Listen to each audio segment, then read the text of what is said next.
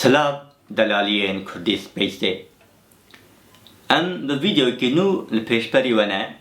Vîdeoya me îro hinekî ew ê bala we jê bikişîne ez bawerim mijareke balkêş e. Mijareke ku hê nehatiye zelalkirin. Mijareke ku hêdî xebitînên zanistiyê sertêkirin. Em ê ji we re behs bikin. Di vîdeoya me ya borî de me ji we re behsa Big Bangê kiribû. Di vê vîdeoyê de jî tiştê ku Big Bangê temam dike ya jê piştî Big Bangê tiştê ku derketiye holê em ê hinekî li ser wê bisekinin.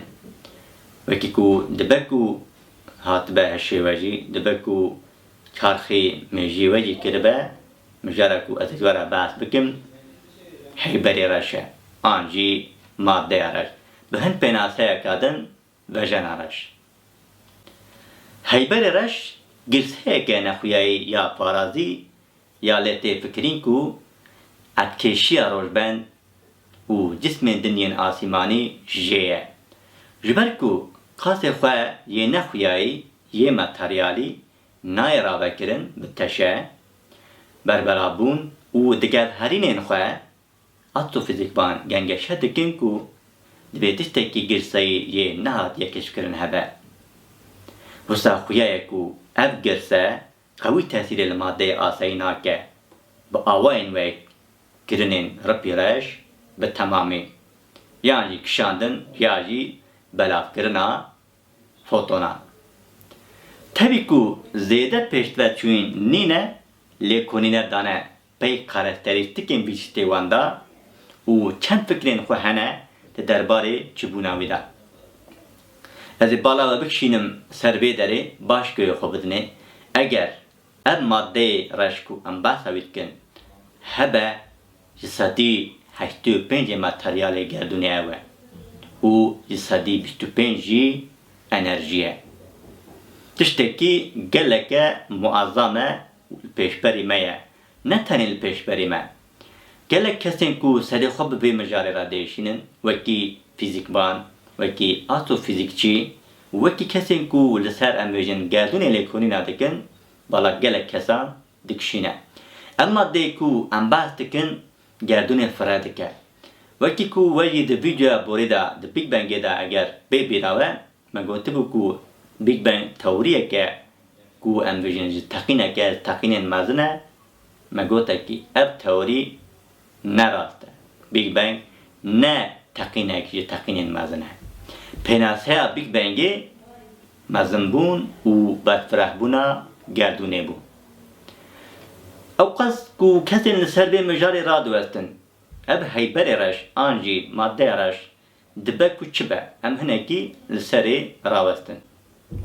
Çend ravekirinên halî hazir ên fîzîkvanan ên di derbarê vî teşeyê xerît e, vî maddeyê de evin. Em ê yek bi yek li ser van maddeya bisekinin û ji we re rave bikin. Piçûk e qelse lê li her derê ye. Fîzîkvan dibin pênaseyeka berfire pariyên girseyiyên yên bi qelsî ji hevdûn bi tesîr dibin kategorîze dikin. Ev pariyên giran û barên elektromanyetîk ji hevdûn bi tesîr nabin. Lê dikare kitekitan bi maddeyê asayî biguhere bi hêza nukleerî ya ku em di teoriyê de dikarin bibînin. Dixwazim bala we bikişînim ser vê derê û şîrovekî biçûk bikim. Em maddeyê ku em behs dikin her çiqas tiştekî biçûk be û wekî ku tê pênasekirin sedî heştê û pêncê gerdûnê ji wê be, demek ki hêzeke pir mezin e. Gelek kes ji we dizane ku hêza nukleerî ango tiştê ku nukleerê pêktîne elementa uranyumê çiqas zêde ye. Ev maddeya ku em behs dikin jî bi guherînên hêza nukleeriyê tesîrê li ser maddeya dike. Çend pariyên paraziyên din ên dikarin heyberê rave bikin jî hene.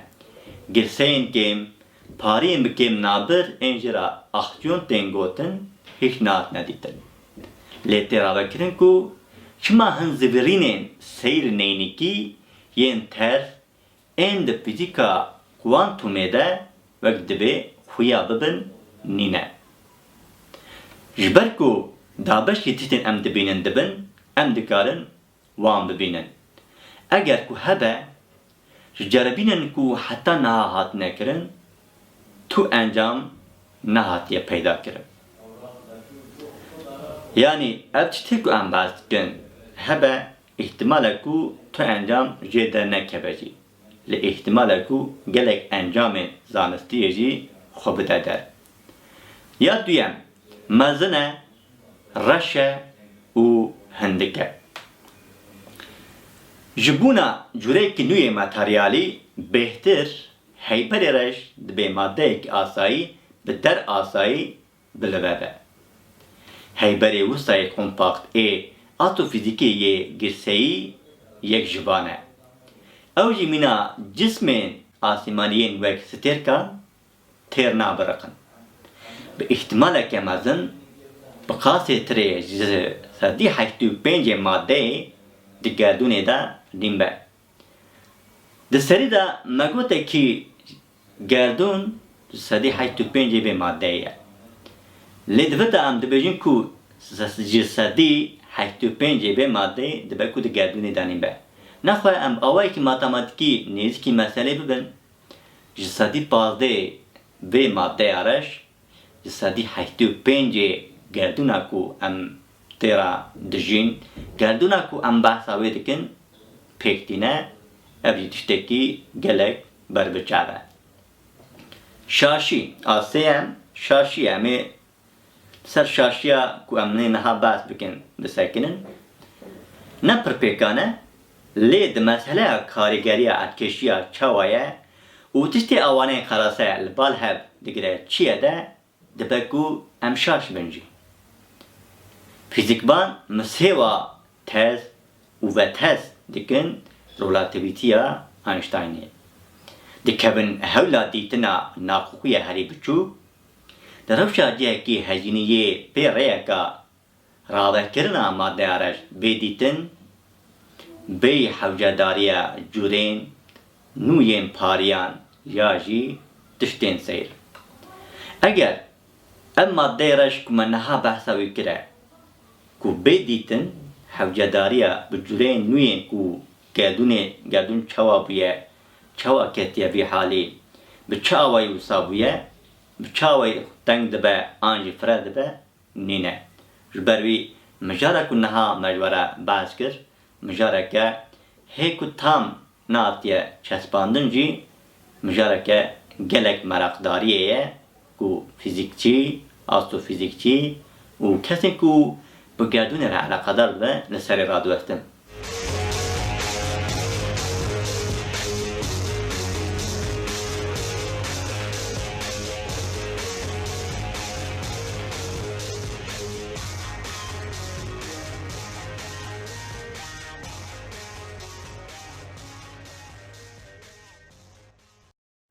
Qasî ji destê me hat, me behsa maddeya reş were kir. Ji bo temaşekirina we em wek Kurdî Space spasiyên xwe dikin. Heta vîdeoyekî din bimînin bi Kurdî Space'ê. Ji bîr nekin, vê kanala we ye. Kanala xwe li derdorê xwe pêşniyaz bikin, belav bikin û danasîniya wê bikin. Ev kanal ji bo pêşvebirina zanista bi Kurdî wî karî dike. Bi hêviya ku em bi hevdûra bi ser bikevin, baş e ku hûn hene bimînin di xweşiyê de.